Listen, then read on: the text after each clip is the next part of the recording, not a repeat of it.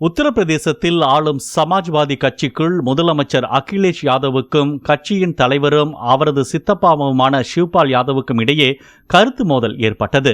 ஷிவ்பால் சிங் உள்ளிட்ட 4 பேர் அமைச்சரவையிலிருந்து நீக்கம், கட்சியிலிருந்து அகிலேஷின் முக்கிய ஆதரவாளர் ராம்கோபால் யாதவ் நீக்கம் என இந்த மோதல் பகிரங்கமாக வெளிப்பட்டது.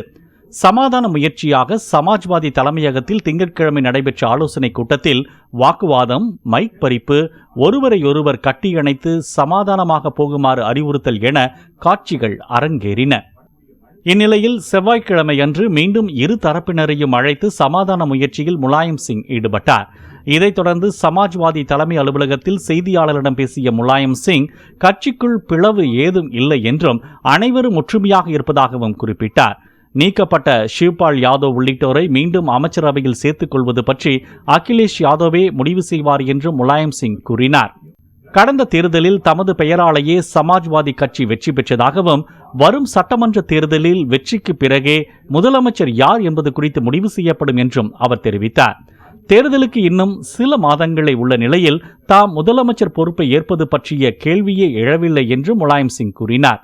எல்லா சர்ச்சைகளிலும் அமர்சிங்கின் பெயரை இழுப்பது சரியல்ல என்றும் கேள்வி ஒன்றுக்கு முலாயம் சிங் பதிலளித்தார்.